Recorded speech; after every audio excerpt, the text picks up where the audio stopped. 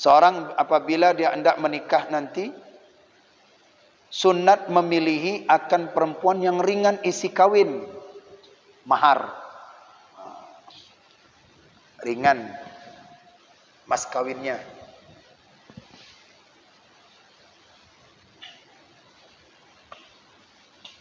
Sunat hukum. Kenapa? Karena sabda Nabi sallallahu alaihi wasallam, khairun nisa ahsanahunna wujuha wa arkhassahunna mahura. Khairun nisa'i ahsanahunna wujuha wa arkhassahunna mahura. Artinya kata Nabi, bermula yang terlebih baik perempuan itu, wanita yang baik itu, yaitu terlebih baik wajahnya, satu. Dan yang terlebih murah isi kawinnya, itu terlebih murah itu. Jadi kalau mahal-mahal, oh demo para laki-laki nanti mahal kali, perempuan turunkan mas kawinnya. Ya? Berapa? Medal berapa?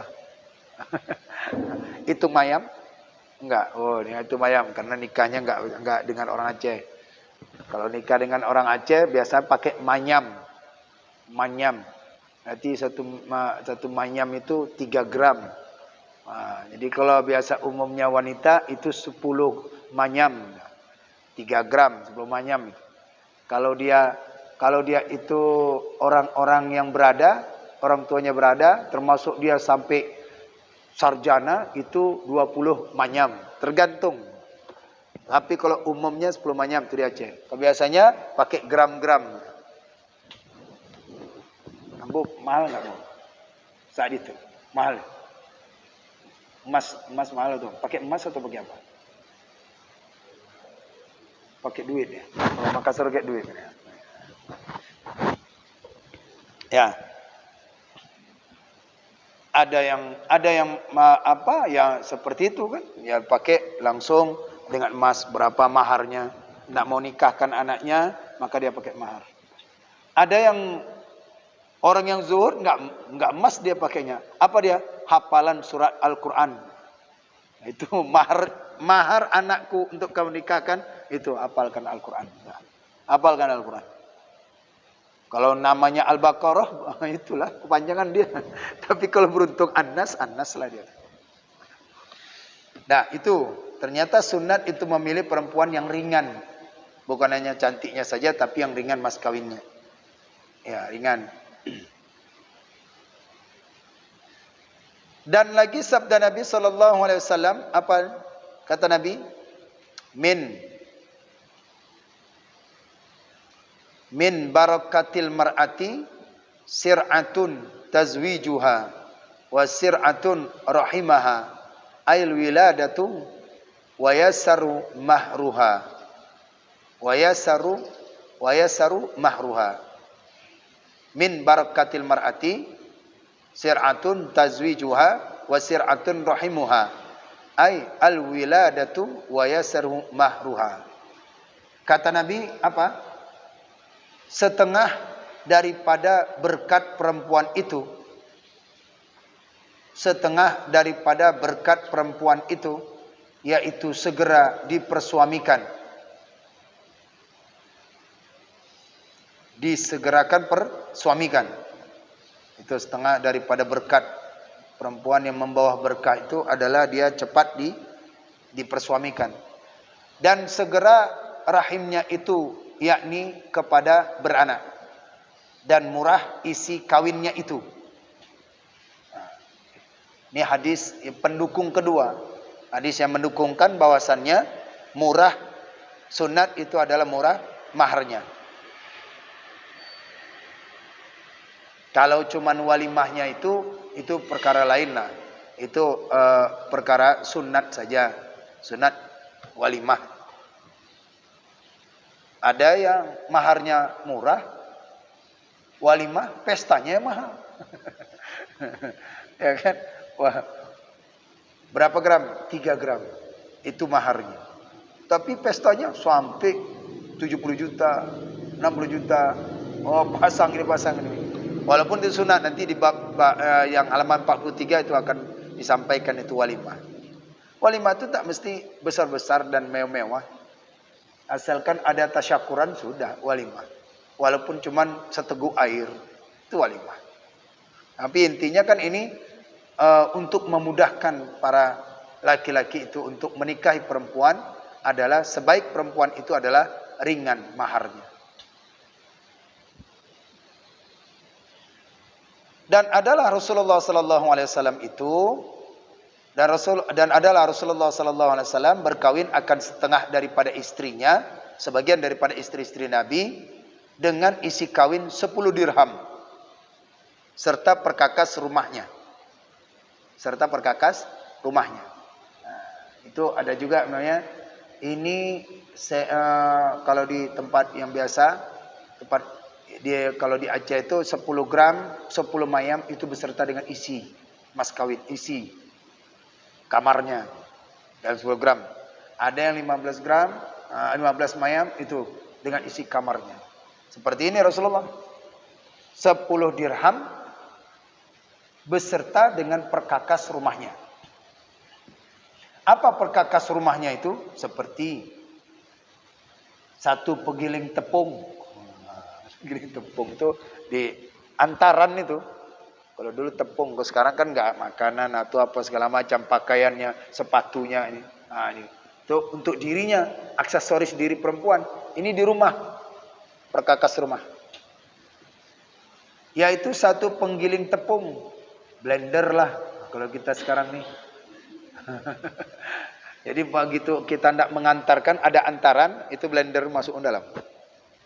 Kan nggak mungkin di batu giling itu dimasuki lagi sekarang. Dan satu tempayan tempayan. Dan satu bantal. Setidaknya itu perkakas rumah. Beda perkakas kamar. Ya. Itu kalau dia punya rumah sendiri. Tapi sama dengan masih dengan mertuanya, nggak perlu ini. Maksudnya perkakas rumah tangga, perkakas kamar aja dulu. Kalau udah punya rumah sendiri, nah misalnya suaminya di sini kerja, kemudian nikah dengan istrinya yang ada di kampung. Nah, kemudian istrinya kan pasti dibawa. Nah, dibawa. Nah, perkakas kamarnya itu aja. Tinggal tak perlu perkakas rumah tangga. Di sini aja nanti. Nah, pasti perlu perkakas rumah tangga. Isi rumah tangga. Nah, ya. Satu lagi. Dan adalah Sayyidina Umar radhiyallahu anhu menegahkan daripada memilihkan akan isi kawin. Tapi kalau Sayyidina Umar bin Khattab radhiyallahu anhu, beliau melarang dan memahalkan isi kawin. Larang beliau. Apa kata beliau? Ma tazawwaju Rasulullah sallallahu alaihi wasallam wala zauja banatahu bi aktsar min 400 dirham. Tiada berkawin Rasulullah sallallahu alaihi wasallam, kata Sayyidina Umar nih. Dan tiada mengawinkan ia segala anaknya yang perempuan dengan isi kawin yang lebih daripada 400 dirham. Tidak pernah dilakukan oleh Rasulullah, tidak pernah melebihi daripada 4 dirham. Hitung aja Pak, 1 dirham berapa itu? Berapa juta? Saya nggak tahu. 1 dirham. Berapa dirham atau dinar? Dirham berbeda. 4 dirham kalau dengan diuangkan dengan kita itu berapa?